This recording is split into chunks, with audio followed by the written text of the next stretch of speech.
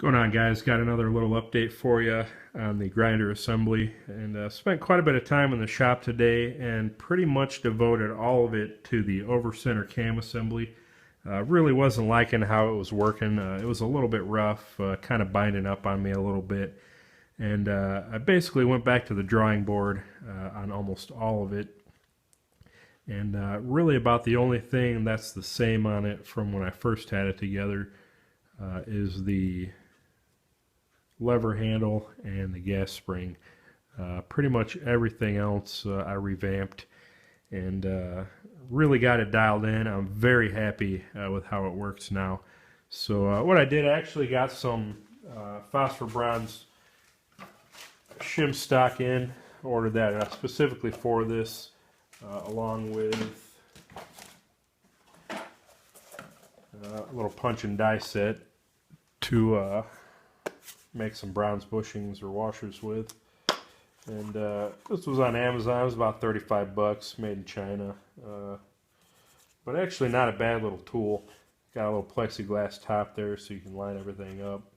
These punches seem to be hardened, probably just, well, I don't know, maybe through hardened, maybe just case hardened, but I played with it a little bit today. It makes some pretty clean cuts, and did just fine for what I needed it for. Definitely something I'll probably end up using again, whether I'm making shims, you know, even folder bushings and things like that. Just a handy little tool to have. But made some, these are 10 thousandths rolls of shim stock here. So made some little 10 thousandths thick bushings. One to go in between the handle and the housing on this side, and then under this fender washer and the housing on this side. And the other thing I did, I originally had some of this zinc coated low strength all thread as kind of a pivot and a stop pin, and you know, this stuff twists and flex really bad. You could almost probably bend it in your hand if you tried hard enough. And it really wasn't working like I thought it would, so I ended up replacing that with some grade 8 bolts, which I got here, smooth shank and just enough thread for what I needed.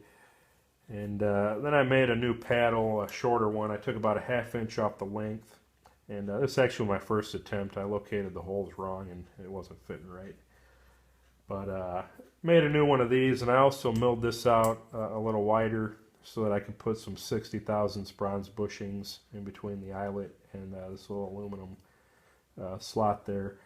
I was going to put some shim stock on the outside too, but what I actually ended up doing instead of getting real crazy trying to line everything up, I just milled about 5 to 10 thousandths off of each side, so it's kind of floating in there a little bit, and won't be binding up or digging into the sides. And it kind of finds its own path.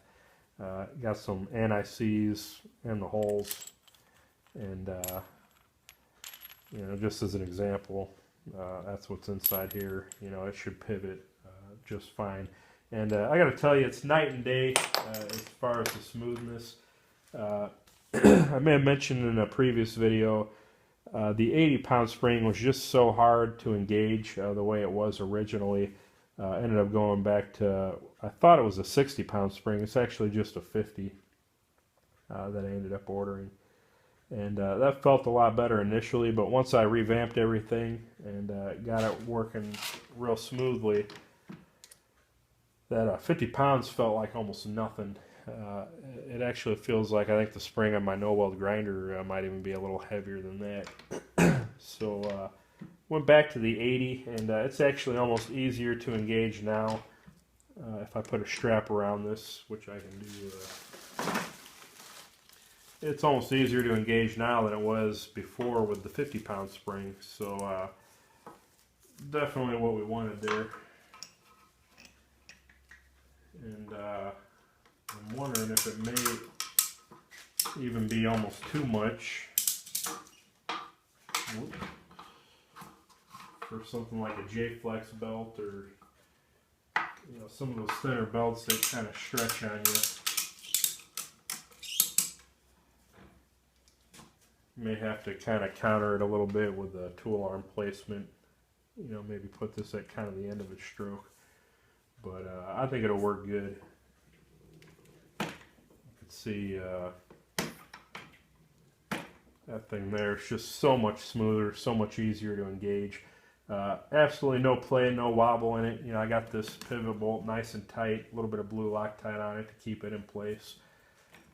And again, just night and day difference. And I think I'm actually going to shorten this tracking knob up. Maybe even try a smaller one. My knuckles are kind of hitting it if I'm not careful. But yeah, night and day, and you know, we got a good 80 pounds of pressure on there now. That's really going to tighten those belts up, and I think make tracking just really nice and precise. And I'm really excited to get some wheels on this and a belt. Try that out. So we got some breathing room there now. You know, if it ends up being too much tension, you know, always better to be able to downgrade than need to upgrade. So very happy with that. That's pretty much all we worked on today. Show you the inside here, I guess. See the little bronze bushings there. We got some clearance on the side. You know, no rubbing. It's nice and square. You know, a little bit of play there, a little bit of room. That's good. You know, we want that. We don't want it binding up. So, you know, that's the over center cam assembly. And I got to tell you, before I was a little worried about it. You know, I've kind of seen how Mick Strider's and John Grimsmo's worked. And I was kind of wondering maybe what I was doing wrong. And, you know, kind of going back, rethinking that a little bit, sleeping on it was definitely the way to go. And I don't think I could be any happier with how it works now. And like I say, I really can't wait to try it out. I think it's going to be great. So that's that. I got some other stuff at the hardware store today. Pretty much have everything I need. Got a shipping notice for the drives today. That'll be here Monday. I think the motor will be here Saturday. So I can at least hopefully get it mounted maybe Saturday evening. And you know, get it ready for wiring. I got some 10-3 rubber cable at the, or rubber cord at the hardware today, 25 feet for the motor and the drive, and then the plug-in cord. Gonna have to wire something up on my sub panel. You know, I got a couple of 220 feeds coming out of it, but nothing exactly what I need for this grinder. That's a dryer outlet, 4-conductor on the one outlet there. That BFD for my mill and my surface grinder, it's hardwired in. So I'm probably going to end up running a little bit of conduit and maybe put a 220 outlet somewhere behind or around that workbench, which I may actually end up moving over and probably eventually putting the grinder in between it and the surface grinder. We'll kind of see. You know, really, I think I'd like to take that table out of there altogether.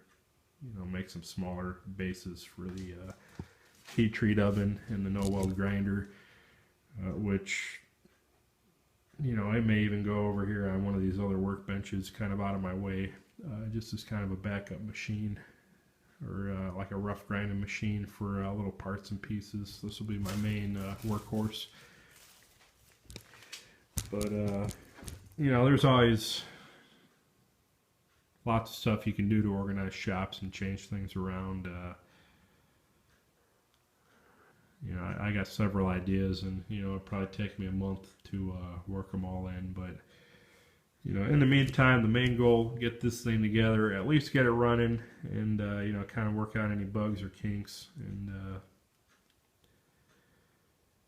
you know, get it finished up and ready to go. So still plenty left to do, but we're making good progress, and I'm really happy with the work today. So appreciate the views, guys. Any questions, comments, leave them below, and we'll see you on the next one.